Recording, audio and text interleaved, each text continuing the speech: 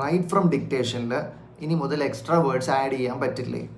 ഈ ജൂലൈ മാസം 2025 മുതൽ പല മാറ്റങ്ങൾ PT എക്സാമിൽ വന്നെന്ന് പറയപ്പെടുന്നതിൽ ഒരു മാറ്റം എന്ന് പറയുന്നത് റൈറ്റ് ഫ്രം ഡിക്റ്റേഷനിൽ ഇനി മുതൽ എക്സ്ട്രാ വേർഡ്സ് ആഡ് ചെയ്യാൻ പറ്റില്ല എന്നുള്ളതാണ്. അപ്പോൾ എന്താണ് ഈ എക്സ്ട്രാ വേർഡ്സ് ആഡ് ചെയ്യുക എന്നതുകൊണ്ട് ഉദ്ദേശിക്കുന്നതെന്നൊക്കെ നമ്മൾ ആദ്യം മനസ്സിലാക്കിയിരിക്കണം. ഈ PT എക്സാമിൽ ഏറ്റവും ഇമ്പോർട്ടൻ്റ് ആയിട്ടുള്ള സെക്ഷൻസിൽ ഒന്നാണ് write from dictation. Write from dictation എന്ന് പറഞ്ഞാൽ എന്താ? നമ്മുടെ സ്ക്രീനിൽ ഒരു ഓഡിയോ പ്ലേ ചെയ്യുന്നു. ആ ഓഡിയോ നമ്മൾ കേട്ടതുപോലെ തന്നെ ടൈപ്പ് ചെയ്ത് വെക്കണം. ഇതാണ് റൈറ്റ് ഫ്രം ഡിക്റ്റേഷൻ കൊണ്ട് ഉദ്ദേശിക്കുന്നത്. ശരിക്കും ഞാനിങ്ങനെ പിള്ളേരെ പഠിപ്പിക്കുമ്പോഴൊക്കെ പറയാറുണ്ട്, നമ്മൾ ഈ സ്കൂളുകളിലൊക്കെ കൊച്ചു ക്ലാസ്സുകളിൽ നമ്മൾ ഈ ഡിക്റ്റേഷൻ എടുത്തില്ലായിരുന്നോ?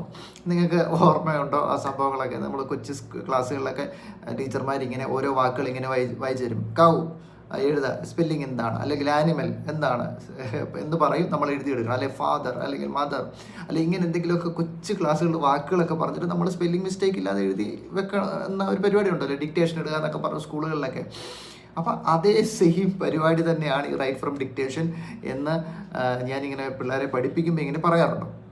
അപ്പോൾ അതാണ് ഈ റൈറ്റ് ഫ്രം ഡിക്റ്റേഷൻ. നിങ്ങൾ സ്പെല്ലിങ് കറക്റ്റായിട്ട് എഴുതുന്നുണ്ടോ, വാക്കുകൾ കറക്റ്റായിട്ട് ഓർഡർ ചെയ്യാൻ നിങ്ങൾക്ക് പറ്റുന്നുണ്ടോ, കേൾക്കുന്നത് നിങ്ങൾക്ക് വ്യക്തമായിട്ട് മനസ്സിലാവുന്നുണ്ടോ, ഉച്ചാരണ പെശകില്ലാതെ മനസ്സിലായെങ്കിൽ മാത്രമേ സ്പെല്ലിംഗ് മിസ്റ്റേക്ക് ഇല്ലാതെ നമുക്ക് എഴുതാൻ പറ്റത്തുള്ളൂ. അപ്പോൾ ഇതൊക്കെ ഒന്ന് മനസ്സിലാക്കാൻ വേണ്ടി വെച്ചിരിക്കുന്ന ഒരു സെക്ഷനാണ് ഈ റൈറ്റ് ഫ്രം ഡിക്റ്റേഷൻ എന്ന് പറഞ്ഞത്. അപ്പോൾ ഈ റൈറ്റ് ഫ്രം ഡിക്റ്റേഷനിൽ ഈ പെട്ടെന്നായിരിക്കും ചിലപ്പം ഈ പല ആക്സെൻറ്റുകളും സ്റ്റുഡൻസിന് മനസ്സിലാവണമെന്നില്ല. ചിലപ്പോൾ അല്പം സ്പീഡ് കൂടുതലായിരിക്കും, ചിലപ്പോൾ അല്പം വേർഡ് കൗണ്ട് കൂടുതലായിരിക്കും. അപ്പോൾ എല്ലാം കൃത്യമായിട്ട് കേൾക്കാൻ പറ്റില്ല. അപ്പോൾ സ്റ്റുഡൻസ് എന്ത് ചെയ്യും? എന്തെങ്കിലുമൊക്കെ എക്സ്ട്രാ വേർഡ്സും കൂടെ ഇതിൻ്റെ ഇടയിൽ ആഡ് ചെയ്യും. ഓണോ, ഇന്നോ, അറ്റോ, ബയ്യോ, ഫ്രമോ, ദായോ, ഇങ്ങനെ എന്തെങ്കിലുമൊക്കെ ആഡ് ചെയ്യും. അപ്പോൾ അങ്ങനെ ആഡ് ചെയ്ത് ആ വേർഡ് കൗണ്ട് ഒന്ന് പൂർത്തീകരിക്കാൻ അല്ലെങ്കിൽ വേർഡ് കൗണ്ട് ഒന്ന് തികയ്ക്കാൻ ശ്രമിക്കും. പക്ഷേ ഇത് ഈ വേർഡ് ഓർഡറിനെ കംപ്ലീറ്റ് മാറ്റുന്ന ഒരു കാര്യമാണ്. ഇങ്ങനെ എക്സ്ട്രാ വേർഡ്സ് ആഡ് ചെയ്യുമ്പോഴത്തേക്ക് ആ വാചകത്തിൻ്റെ കംപ്ലീറ്റ് വേർഡ് ഓർഡർ മാറി. പക്ഷേ നമ്മുടെ പിയേഴ്സൺകാരുടെ സോഫ്റ്റ്വെയറിൻ്റെ ഒരു ന്യൂനത, ഒരു പോരായ്മ കാരണം അവർക്ക് എന്താണ്, കുട്ടികൾക്ക് ഇത് നല്ല മാർക്ക് കിട്ടുമായിരുന്നു. അതായിരുന്നു ഒരു സത്യം എന്ന് പറയുന്നത്. പക്ഷെ പണ്ടും വ്യക്തിപരമായിട്ട് ഞാൻ ഇതിനെ പ്രോത്സാഹിപ്പിക്കാറില്ലായിരുന്നു. കാരണം ഇത് ഒഫീഷ്യലി പിയേഴ്സൺകാർ അംഗീകരിക്കുന്ന ഒരു കാര്യമൊന്നുമല്ല. എക്സ്ട്രാ വേർഡ്സ് ആഡ് ചെയ്ത് ഇവർക്ക് മാർക്ക് കിട്ടാം, അല്ലെങ്കിൽ ഞങ്ങൾ തരുന്ന ഓഡിയോയിൽ നിന്ന് വ്യത്യസ്തമായ വാക്കുകൾ എഴുതാൽ നിങ്ങൾക്ക് മാർക്ക് കിട്ടുമെന്ന് പിയേഴ്സൺകാർക്ക് ഒഫീഷ്യലി അംഗീകരിക്കാൻ പറ്റുമോ? അപ്പോൾ പിയേഴ്സൺകാർ ഒരിക്കലും ഒഫീഷ്യലി അംഗീകരിച്ചിട്ടുള്ളൊരു കാര്യമല്ല. അതുകൊണ്ട് പൊതുവെ ഞാനിത് പ്രോത്സാഹിപ്പിക്കാറില്ലായിരുന്നു. പക്ഷേ എനിക്കറിയാം ഇങ്ങനെ ഒരു സംഭവം ഉണ്ട്, പിള്ളേർക്ക് മാർക്ക് കിട്ടുന്നുണ്ട്. അപ്പോൾ ഞാൻ പറയും, നിങ്ങളുടെ യുക്തി പോലെ ചെയ്തുകൊള്ളുക. പിള്ളേർ പോയി എക്സാം എഴുതും, എക്സ്ട്രാ വേർഡ്സ് ആഡ് ചെയ്യും, അവർക്ക് മാർക്ക് കിട്ടുകയും ചെയ്യും. ഇപ്പോഴും അങ്ങനെ സംഭവിക്കാറുണ്ട്. അപ്പോൾ ഇതിൻ്റെ അകത്തെ ഒരു പ്രശ്നമെന്ന് പറഞ്ഞു കഴിഞ്ഞാൽ ഈ ജൂലൈ മുതൽ ഇങ്ങനെ എക്സ്ട്രാ വേർഡ്സ് ആഡ് ചെയ്താൽ മാർക്ക് കിട്ടില്ല എന്നുള്ളൊരു സംഭവമാണ്, ഒരു വാർത്തയാണ് പരന്നിരിക്കുന്നത്. അതിൻ്റെ പ്രധാന കാരണം എന്ന് പറയുന്നത് ഈ പൊതുവെ കുട്ടികൾ ഏറ്റവും കൂടുതൽ ഉപയോഗിക്കുന്ന ഒരു സോഫ്റ്റ്വെയറാണ് AlphaPT എന്ന് പറയുന്നത്. അപ്പോൾ അവരുടെ സോഫ്റ്റ്വെയറിൽ മാറ്റം വരുത്തിയിട്ട് എക്സ്ട്രാ വേർഡ്സ് ആഡ് ചെയ്യുന്നതിന് അവരിപ്പോൾ മാർക്ക് കുറയ്ക്കുന്നുണ്ട്. എന്നിട്ട് അവരത് ഒഫീഷ്യലി അനൗൺസ് ചെയ്തു, ഇനി മുതൽ പിയേഴ്സൺകാർ ഇങ്ങനെ മാർക്ക് കുറയ്ക്കുന്നുണ്ട്, അതുകൊണ്ട് നിങ്ങളുടെ മാർക്ക് പോവും എന്ന് പറഞ്ഞ് അവരിങ്ങനെ ഒഫീഷ്യലി അനൗൺസ് ചെയ്തു. ഇത് ഒരുപാട് അങ്ങ് സർക്കുലേറ്റ് ആവില്ല, കാരണം AlphaPT എന്ന് പറയുന്നത് വളരെ പോപ്പുലർ ആയിട്ടുള്ളൊരു സോഫ്റ്റ്വെയറാണ്.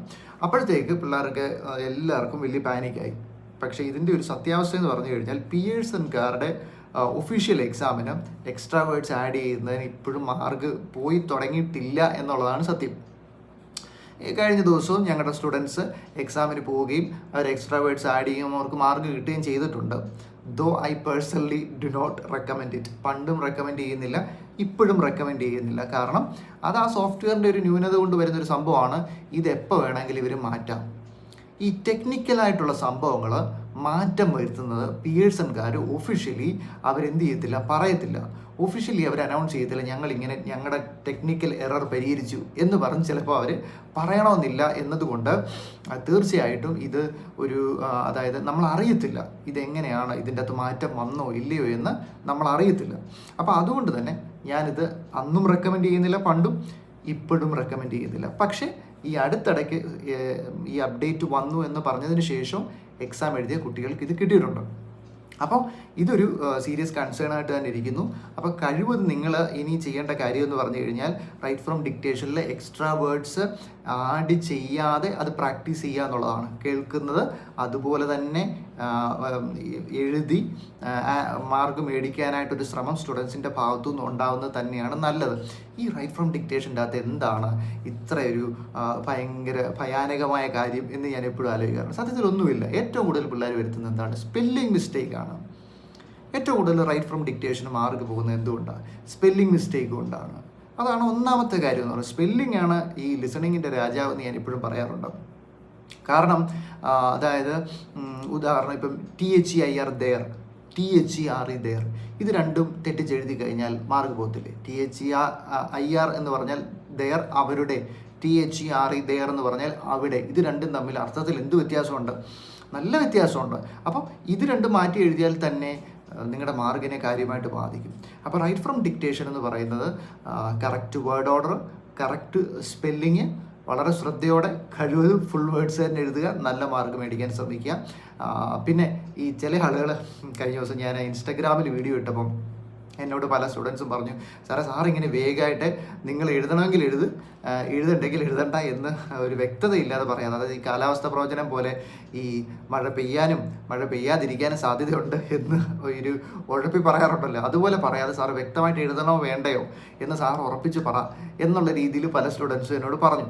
പക്ഷേ ഇതിൻ്റെ അകത്തെ കാര്യമെന്ന് പറയുന്നത്, ഒരു ട്രെയിനർ എന്നുള്ള നിലയിൽ ഏറ്റവും പറയാൻ പറ്റുന്ന ഒരു നല്ല ഉത്തരവാണ് ഞാൻ പറഞ്ഞിരിക്കുന്നത്.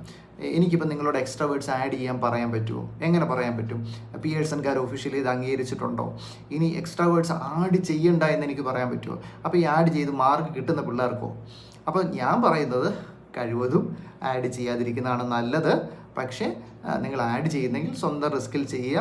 1-2 വേർഡ്സൊക്കെ ഒന്ന് ആഡ് ചെയ്ത് എങ്ങനെയെങ്കിലും സെൻറ്റൻസ് പൂർത്തീകരിക്കാൻ ഒരു ശ്രമം നടത്തുക എന്നുള്ളതാണ് ഒരു ട്രെയിനർ എന്നുള്ള നിലയിൽ എനിക്ക് പറയാൻ പറ്റുന്ന ഏറ്റവും നല്ല ആൻസർ എന്ന് പറയുന്നത് ഈ വിഷയത്തിൽ. അപ്പോൾ ഇതാണ് റൈറ്റ് ഫ്രം ഡിക്റ്റേഷനിൽ ചെറിയൊരു അപ്ഡേറ്റ് ആയിട്ട് വന്നിരിക്കുന്നത്. നിങ്ങളൊന്ന് മനസ്സിലാക്കിയിരിക്കുക, അതിനനുസരിച്ച് പ്രാക്ടീസ് ചെയ്യുക.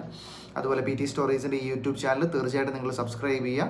കൂടുതൽ എഡ്യൂക്കേഷണൽ ആയിട്ടുള്ള കണ്ടൻറ്റ് തീർച്ചയായിട്ടും ഞാൻ പബ്ലിഷ് ചെയ്യുന്നതായിരിക്കും. നിങ്ങൾക്കത് വളരെ യൂസ്ഫുൾ ആയിട്ട് വരും. Thank you.